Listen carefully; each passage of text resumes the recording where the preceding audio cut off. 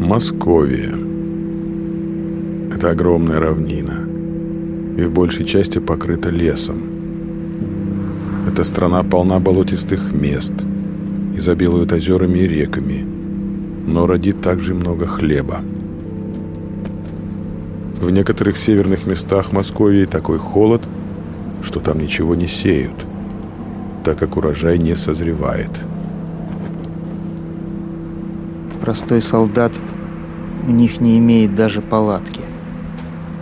Если пойдет снег, то воин отгребает его, разводит огонь и ложится около него. Сам он живет овсяной мукой, смешанной с холодной водой, и пьет воду.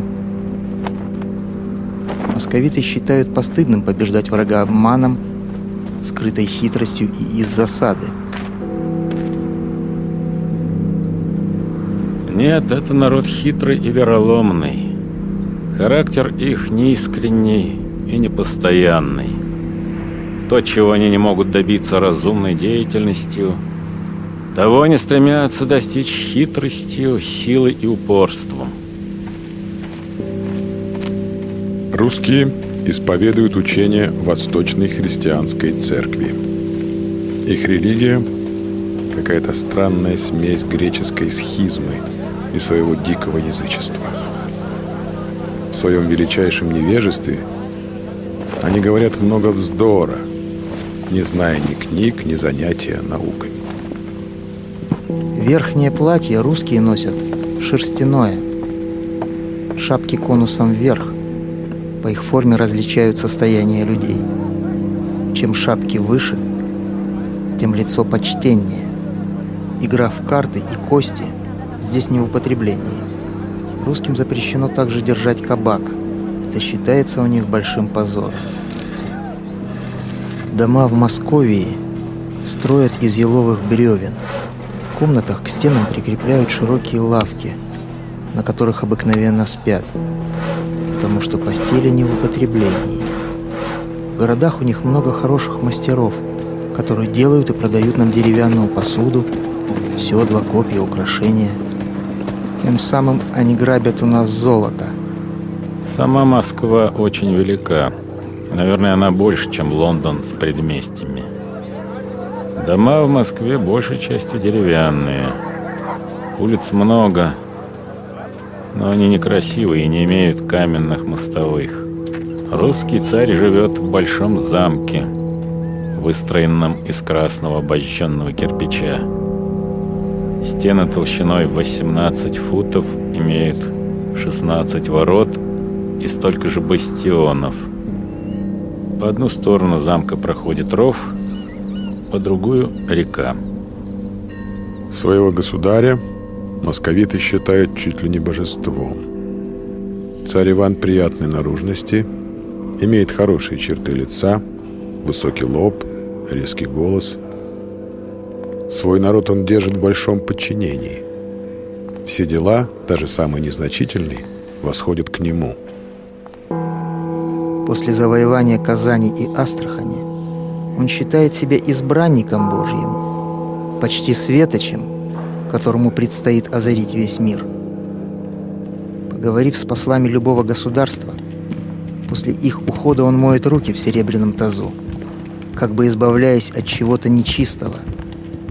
Любит принимать дорогие подарки, особенно святые иконы, на которых не должно быть изображения обнаженного тела, но обязательно с надписью, объясняющей смысл иконы. При этом и сам он щедро одаривает гостей. Ради своего царя русские не отказываются ни от какой опасности, ни от какого трудного дела. Московиты заявляют, что своим домашним имуществом и детьми они владеют по милости великого князя. Они открыто признают, что воля царя есть воля Бога, и все, что он делает, делает по воле Божьей.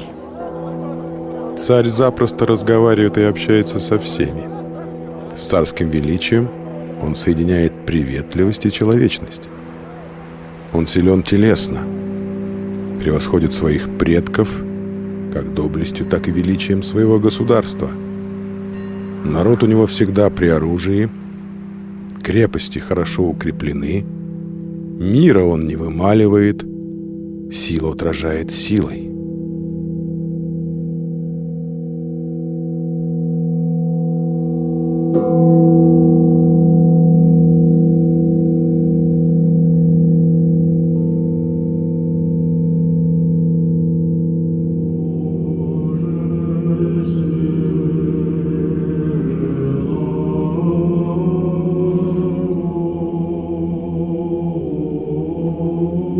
Господи Иисусе Христе, Сыне Божий, великий Царь безначальный, невидимый и несозданный, сидящий на престоле с Отцом и со Святым Духом, принимая славу от небесных сил, пошли архангела своего Михаила на помощь рабу своему Ивану, чтобы спас он меня от рук врагов моих.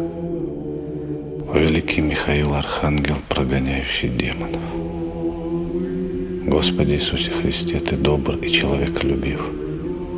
Пролей мира на раба Твоего Ивана и поставь преграду на пути всех врагов, борющихся со мной. Преврати их в овец и развей их, как ветер, пыль. О чудный архистратик, внушающий ужас, Михаил Архангел, хранитель неизреченных тайн. Когда услышишь голос раба Божия Ивана, призывающего тебя на помощь, услышь меня и прогони от меня все враждебные нечистые духи. Сохрани раба Божьего в бедах и в несчастьях и в печалях, на дорогах, на реках и в пустынях, в битвах и во всякой власти, и от всякой беды, и от глаз недобрых людей, и от внезапной смерти, и от всякого зла избавь, великий Михаил Архангел. Сохрани раба Божия Ивана.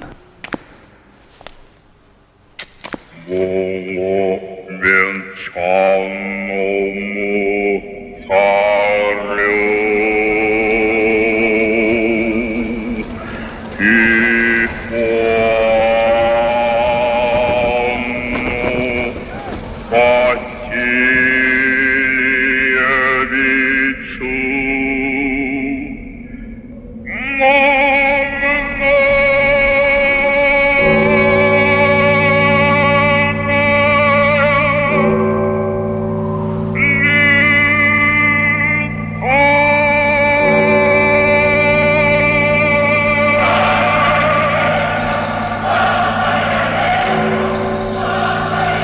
Господи Боже наш, услышь молитву нашу недостойных, благослови благоверного раба Твоего и великого князя Иоанна Васильевича воздвигнуться царем в народе Твоем. Огради его силою животворящего Твоего креста, положи на голову его венец от каменя честнага. Даруй, Господи, ему долготу дней, дай же в десницу его скипетр царствования, посади его на престоле правды, огради его всеоружеством Святаго Духа, утверди его могущество, покори ему все варварские народы и всади в сердце его страх Твой, соблюди его в непорочной вере, покажи его опасным хранителем святой Твоей соборной церкви.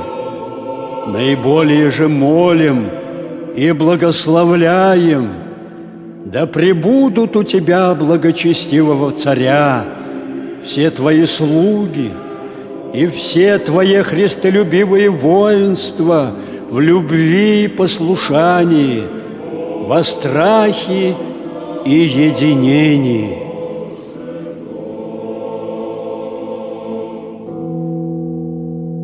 Святый Владыка, знаю усердие Твое ко благу и любовь к Отечеству. Рано Бог лишил меня отца и матери, а вельможи не родили обо мне. Хотели быть самовластными, богатели неправдою, теснили народ.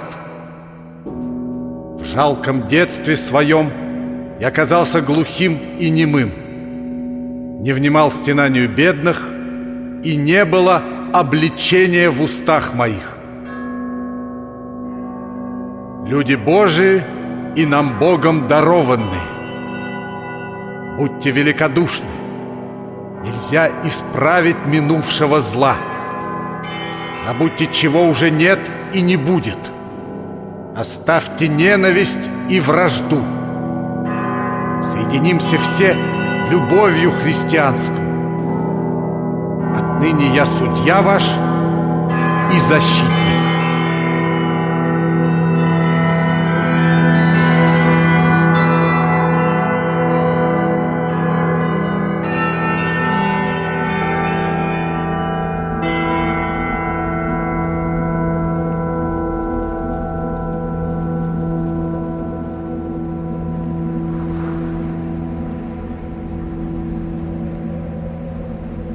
Государю благоверному и великому князю всея Руси Ивану Васильевичу челом бьет холоп твой, сын Семена, Ивашка Пересветов.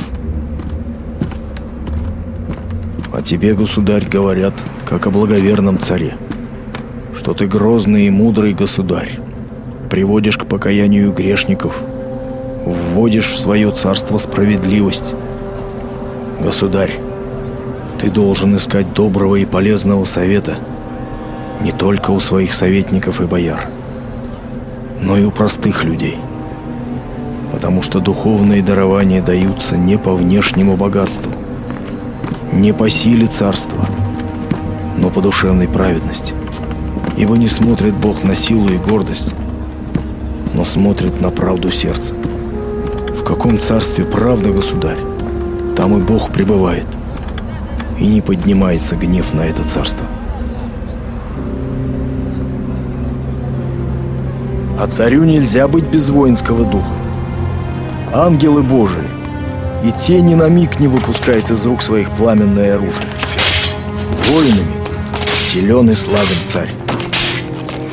Тем воинам, которые насмерть стоят за веру христианскую, и нужно верить во всем. Просьба их выслушивать. Любить их, как отец детей своих, и быть к ним щедрым. Такова щедрость государя к воинам, такова и мудрость его.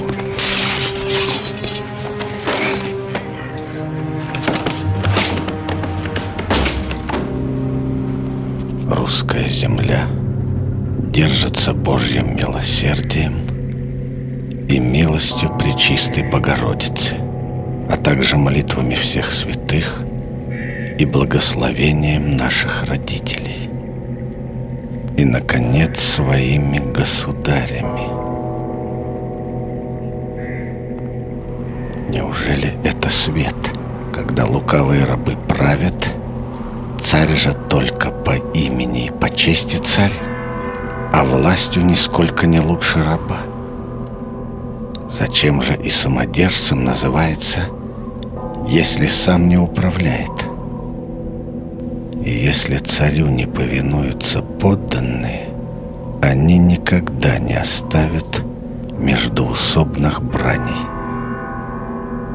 Как женщина не способна остановиться на одном желании, так и власть многих подобна женскому неразумию.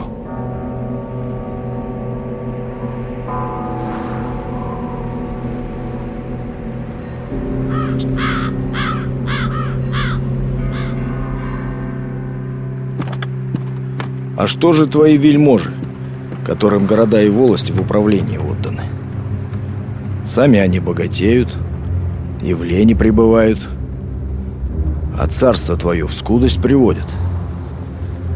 За веру христианскую не крепко стоят, и без отваги с врагом смертную игру ведут. Так что Богу лгут и государю. Богач никогда не мечтает о войне, а о покое мечтает. Пусть хоть богатырь разбогатеет, и тот обленится. А вельможи твои, государь, получив города на кормление, боятся смерти и думают только о наживе. Они воинский дух царя укрощают и замыслы царские пресекают. Государь, если царь кроток и смирен на царстве своем, то царство его оскудеет, и слава его низится. Если царь на царстве грозен и мудр, царство его растет, и имя его славно по всем землям.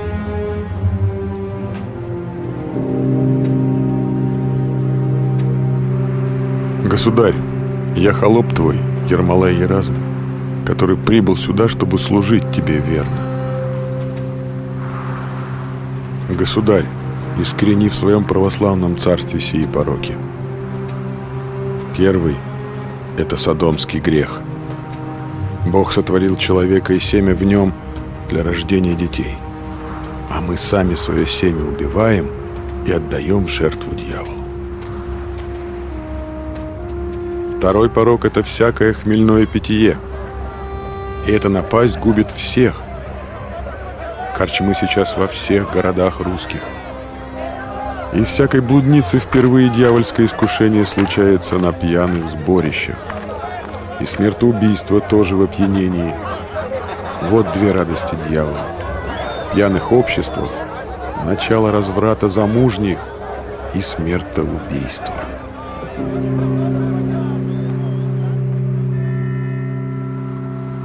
Всю жизнь я усердно стараюсь обратить людей к истине и свету, и по мере сил пытаюсь укрепить благочестие. Я верю, что мне, как рабу, предстоит суд не только за свои грехи, вольные и невольные, но и за грехи моих подданных, совершенные из-за моей неосмотрительности. Я верую неподкупному суду Божьему. Люди начинают повиноваться царю только вследствие 4 вещей. Первое – если он соблюдает закон. Вторая – из-за любви твоей к ним. Третья – из-за нужды. Четвертая – из-за страха. Знай, государь, что внушение страха есть дело разумное, ибо царь подобен дождю, который посылает Бог для жизни всего земного, но который также сокрушает корабли и разрушает здания. Но никогда не перестанут люди просить у Бога дождя. Нельзя царю без грозы быть. Как конь под царем без узды, так и царство без грозы.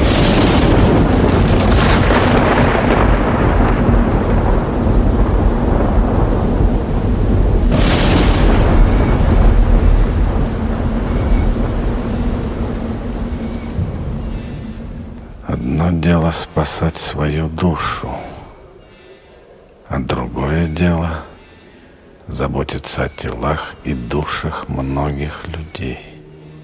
Одно дело отшельничество. Оно подобно агнцу беззлобному.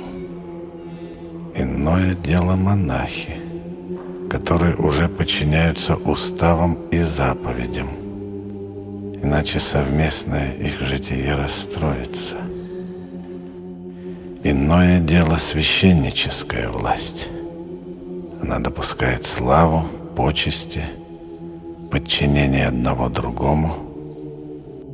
И совсем другое — царская власть, которой позволено действовать страхом, запрещением и обузданием безумия злейших и коварных людей.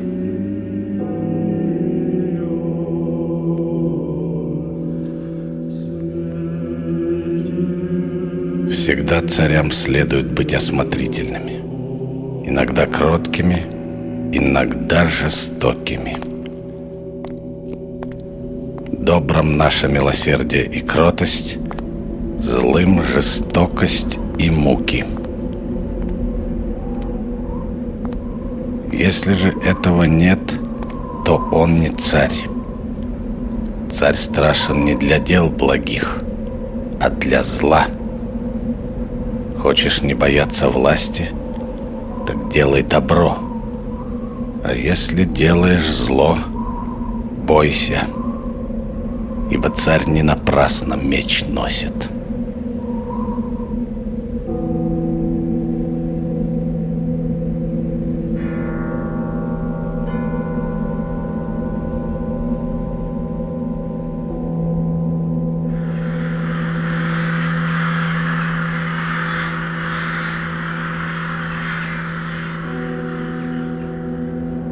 Зачем же ты, царь, сильных в Израиле истребил и воевод, дарованных тебе Богом, различным казням предал? В чем же провинились перед тобой и чем прогневали тебя христиане, соратники твои? Или ты, царь, мнишь, что бессмертен? Чем же я согрешил перед тобой? Не один год и не два сражался против врагов твоих, и как часто ранен был в битвах, и все тело мое покрыто ранами. Вспомни же дни своей молодости, когда блаженно царствовал. Тогда ты был окружен избранными и достойными мужами.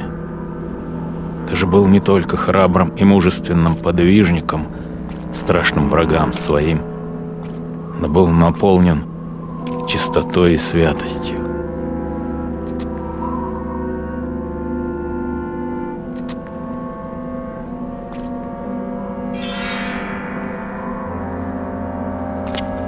Бессмертным себя я не считаю. Я верю в страшный суд Господень, но и верю, что тем, кто живет во зле и приступает Божьи заповеди, не только мучиться там, на небесах, но и здесь суждено испить чашу ярости Господней. Напрасных гонений и зла ни ты, ни твой род от меня не претерпел. Всем ведь известно, в какой чести и богатстве жил твой отец, Михайло Курбский. А твоя воинская доблесть, по правде говоря, ничего не стоит, ибо все это совершал не по желанию, а как раб, по принуждению и даже с ропотом. Ты вспоминаешь время боярского царствования, но разве не ясно, какое управление бывает при многовластии? Там, где цари были послушны епархам и вельможам, как гибли эти страны? Или вам захотелось того, что случилось с греками, погубившими царство и продавшимися туркам? Ты именуешь нас изменниками, ибо мы были принуждены тобой поневоле крест целовать. А я думаю, что если кто-либо по принуждению присягает или клянется, то не тому зачтется грех, кто крест целует, но более всего тому, кто принуждает. Многим кажется, что ты веруешь и служишь Богу, но ведь и бесы веруют. И кто из двух ядовитых драконов опасней? Тот, что снаружи, или который внутри? Если ты праведен и благочестив, то почему же не пожелал от меня, строптивого владыки, пострадать и заслужить венец вечной жизни? Почему испугался безвинно погибнуть? Ибо это уже не смерть, а воздаяние. Грех ведь не тогда опасен, когда его совершают, а когда, совершив, не осознают его и не раскаиваются. Нет, царь, уже не увидишь лица моего до страшного суда. И не надейся, что буду я молчать обо всем. До последнего дня жизни моей буду беспрестанно со слезами обличать тебя перед безначальной Троицей.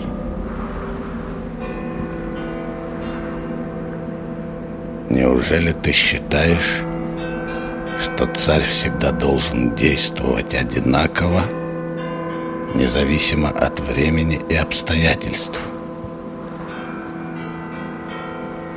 Разве достойно царя, если его бьют по щеке, подставлять другую?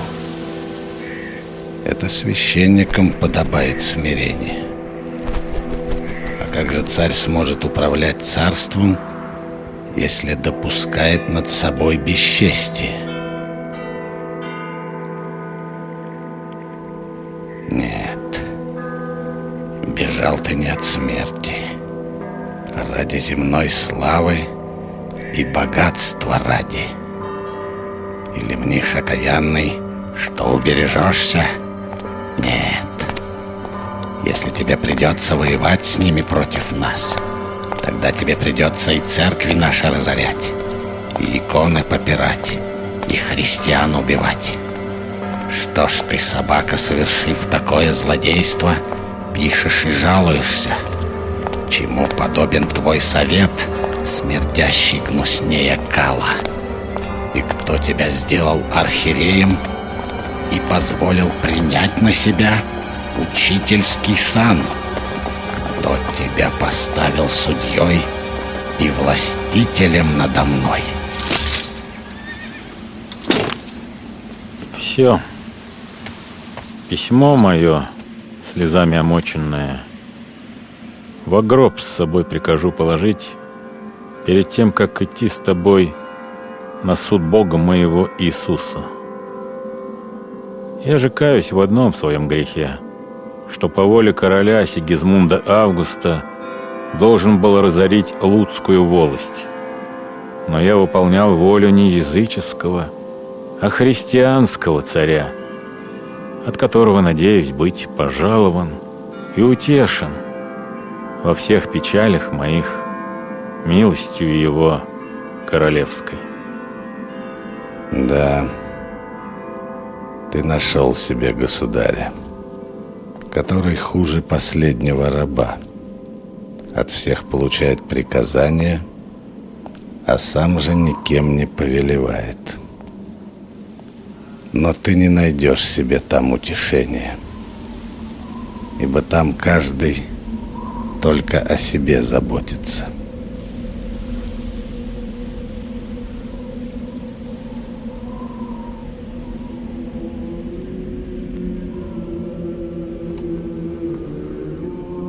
Святые и преблаженные отцы, как могу я, нечистый и скверный душегубец, быть вашим учителем, да еще в столь многомятежное и жестокое время? Ведь есть у вас дома свой учитель, великий светоч Кирилл, гроб которого всегда перед вами. Есть и устав чудотворца Кирилла. Он у вас наставник, у него и учитесь, и будьте тверды в его заветах.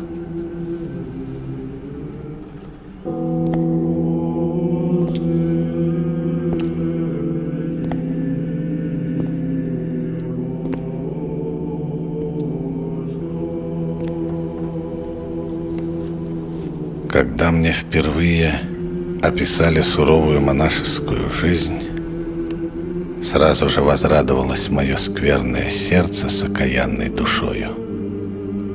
Ибо нашел я узду помощи Божьей своего невоздержания и спасительное прибежище. И решил я, если Бог даст мне постричься, то совершу это только в обители, созданной чудотворцем Кириллом. И кажется мне окаянному, что наполовину я уже чернец. И хоть не совсем еще отказался от мирской суеты, но уже ношу на себе рукоположение и благословение монашеского образа. И вы, мои господа и отцы, ради Бога простите меня грешного за дерзость моих суетных слов, ведь я уже ваш.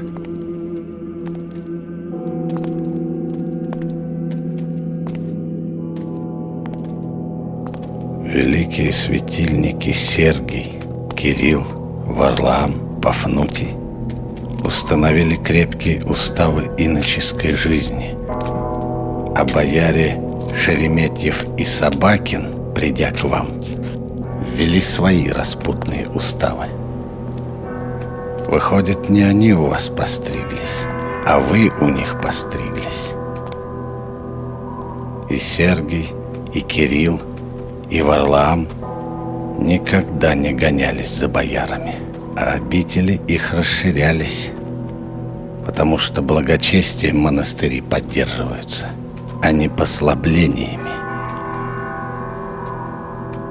Иссякло в Троице-Сергиевом монастыре благочестие, и монастырь оскудел, а в Сторожевском до чего допились.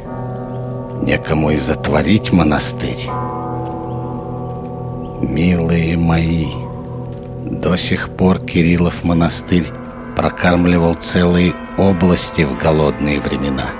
А теперь, в самое урожайное время, если бы вас Шереметьев не прокормил, вы бы все с голоду перемерли. Когда-то в юности мы впервые были в Кирилловом монастыре и опоздали на ужин. Помощником келлери был у вас тогда Исайя Немой. Мы спросили его о стерлядях или еще чего-нибудь повкуснее. А он ответил, что мне приказали, то я вам и приготовил. Государя боюсь, а Бога надо больше бояться. Вот какие у вас тогда были крепкие порядки. Ради истины праведно и царям возражать.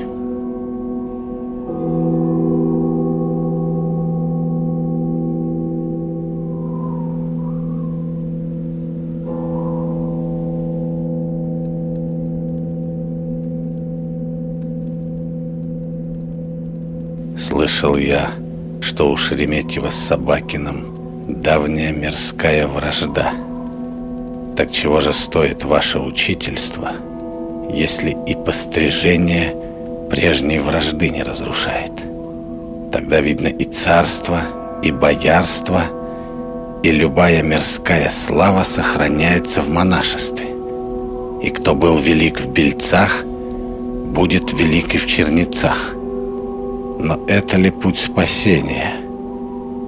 Если в монастыре боярин не сострижет боярство, а холоп не освободится от холопства.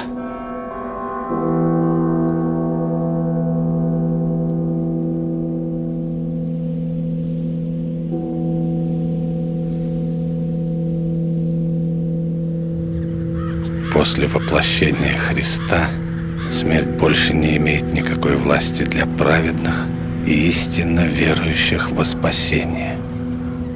Я знаю, что Христос владеет не только небом, но и землей, и преисподней, живыми и мертвыми, и все существует по Его воле. Соединившиеся с Господом становятся с Ним одним духом. крестившиеся во Христа Иисуса, в смерть Его крестились. А если мы соединены с Ним подобием смерти Его,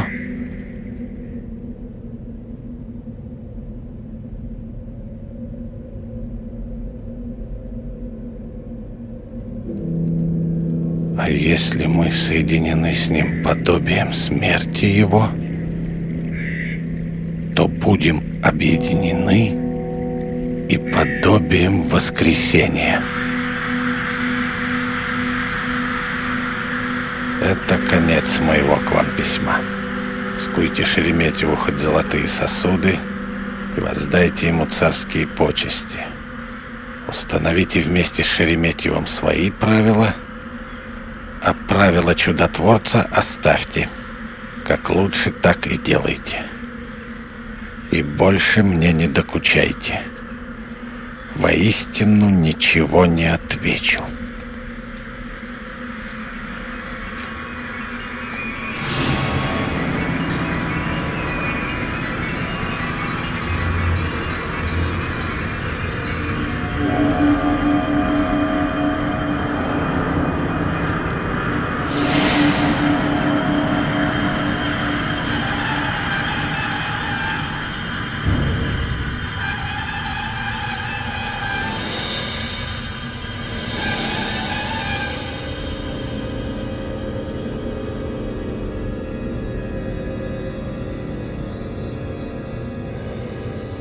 О, пречистая Владычица Богородица, умоли рожденного Тобою Христа, Бога нашего, чтобы не припомнил Он мне грехи мои и беззаконие, сколько согрешил я перед величеством славы Его.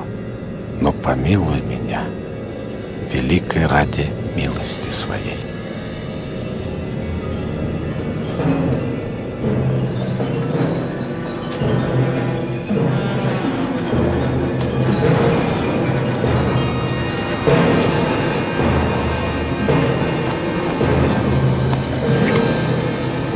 О, святый Божий и угодник Христов Петр, не промолчи о нас, взывая ко Господу, да Твоими молитвами да смирит Господь безбожного варвара, похваляющегося, что разорит достояние Твое. Вспомни, святитель Христов Петр, как Ты оградил и укрепил молитвами своими прадеда нашего в борьбе с противником его, безбожным Мамаем. Тоже и нам ныне пошли молитвами Твоими ко Господу.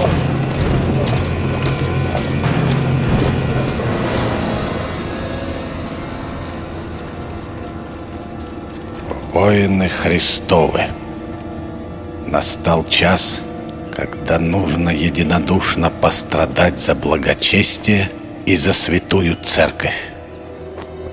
Припадем чистыми сердцами к Создателю нашему Христу, попросим у Него помощи. Да не предаст нас в руки врагам нашим, и не обрадуются враги погибели нашей. Не пощадите голов своих, ибо сие не есть смерть, но жизнь. Если ныне не умрем, то всяко умрем. И разве не ваша эта держава, русская земля? И я, стоящий над вами, разве бессмертен? И разве не ждет меня такой же гроб в 3 локтя, как всякого человека? Я же сам с вами на сие пришел и избрал умереть здесь, нежели жить и видеть торжество врагов наших.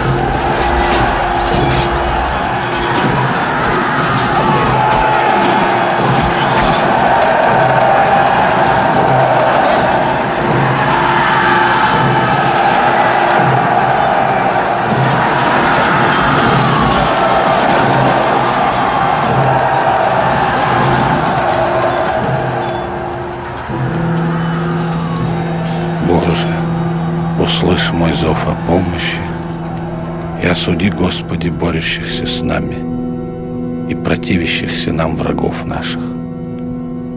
Да уподобятся они пыли, противостоящей ветру. прославь, Боже, имя Свое через меня, раба Твоего. И пошли на помощь нам любимого своего архистратига Михаила, дабы уразумели все противники наши, что мы, верные рабы Твои, побеждаем врагов наших.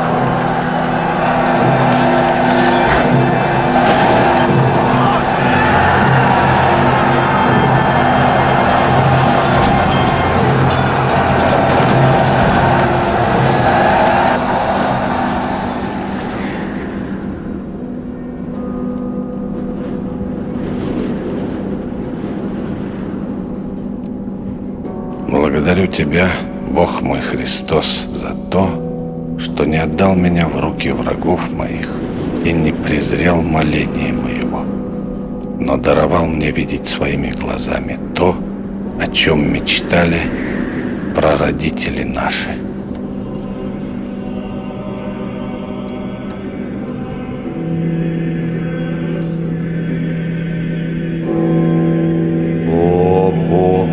Венчанный царь и благочестивый государь, великий князь Иоанн Васильевич всея Руси. Дивен Бог во словах, творящий чудеса, показанные на тебе, царе благочестивым, славу свою и светлые победы над врагами даровал тебе, и свое христоименитое стадо от нашествия иноплеменных охранил.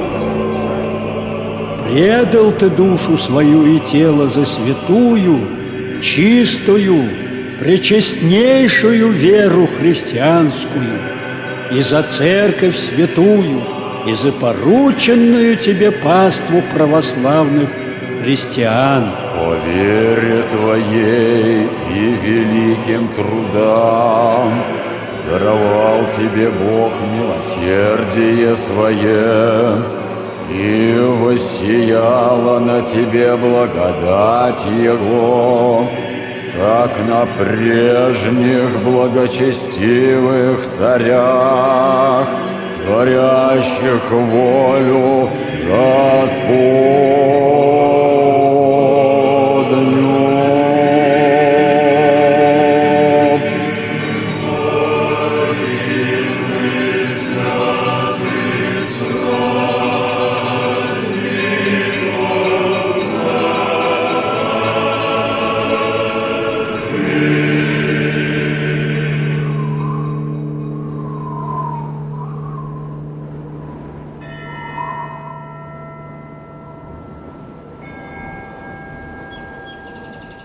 У русских и у мордвы в ту пору был один общий враг – Казань. И когда Иван Грозный отправился воевать против татар, то здешний мордва решил ему помочь. Землями здесь владел мордовский князь Дивей. Был он хорошим воином. За это Иван Грозный взял во владение всю здешнюю округу. Вот и назвали самое крупное село, где жил Дивей – Дивеево. Потом царь решил неподалеку построить город и крестить местное население. Собрали людей и предложили принять христианскую веру. Мордва заупрямилась. Тогда царь сказал, что кто первым окрестится, именем того и будет назван город. Предводители мордвы вышли из толпы. Их окрестили, а по их именам Арзай и Масай назвали город Арзамас. Сказывают, когда Иван Грозный на Казань шел с войском, то в нашем селе помру остановился. Подошел к колодцу, у которого девушка стояла, попросил воды. Она дает ведро. Иван Грозный попил, на девушку поглядел. И уж больно она ему понравилась. Он ее обнял и поцеловал. Она испугалась, покраснела, да как побежит с ведрами прямо в село. А воины на нее смотрят, смеются. Звали ту девушку Миланьей. И с тех пор колодец этот зовут Миланьюшкин. Да, таков был тот царь. С юных лет не любил он никаких царских потех. Ни охоты на птицу, ни гусельного бренчания, ни пищания свирельного. Старался он вывести всякую неправду, бесчестие, неправедный суд, а также разбой и грабеж. И старался посеять в своих людях правду и благочестие. Любил святых людей. Часто к нему во дворец приходил юродивый Василий Блаженный. Царь всегда слушал его, дивился его прозорливости. Когда хоронили Василия Блаженного, сам царь нес его гроб. У царя Ивана Грозного посох был святого Авраамия Ростовского. Этот посох особенный. Старики говорили, что от самого святого Иоанна Богослова к нему перешел. Этим посохом святой Авраамий сокрушил последнего языческого истукана на ростовской земле, идола Велеса.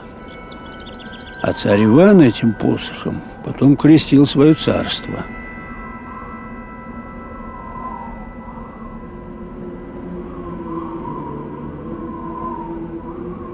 Дети мои, заповедую вам, любите друг друга, и Бог мира да будет с вами. Православную христианскую веру держите крепко, а людей, которые вам служат, жалуйте и любите. Виновных же не спешите осуждать на смерть, но прощайте до 2 и до 3 раз, дабы раскаялись они и перестали совершать злые дела свои. И всякому делу навыкайте, и божественному, и священническому, и иноческому, и ратному. В доме же своем хранитесь от пустошных бесед и срамных слов, от глумления и всякого смехотворения. Повелеваю вам о моем отшествии не скорбеть, но пребывать в великих подвигах духовных. Часто приходить к святым Божьим местам и многою милостыню творить убогим и бедным. И пока вас Бог милует и хранит от бед, вы ничем не разделяйтесь.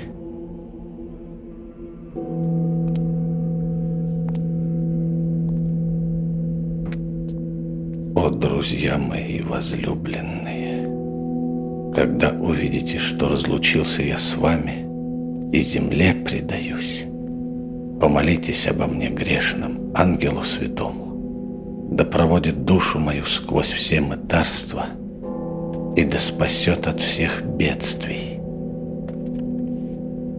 О, близкие мои, когда увидите, что разлучился я с вами и изменился образ лица моего, и гробу предаюсь,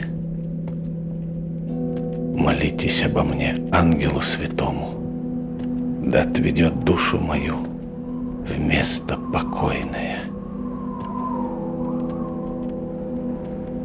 Ангел святой, возвести мне конец мой, да покаюсь в делах своих злых, да отрину от себя бремя греховное. Ангел святой, нет другого у меня заступника скорого. Помилуй грешного раба твоего Ивана и приведи душу мою ко владычице, милостливо отпускающей грешным согрешения.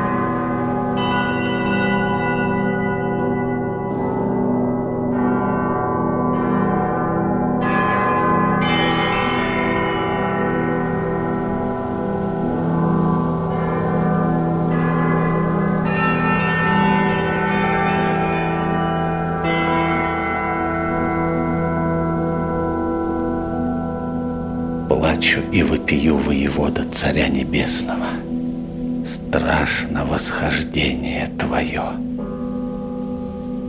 Да не в тот час предашь меня грешного, ленного, но весело и тихо напоишь меня из смертельной чаши. От сердца взываю к тебе, ангел святой. Нет никого сильнее и крепче тебя в битве и милосердного в смерти. Направь душу мою на путь вечен. Ангел святой,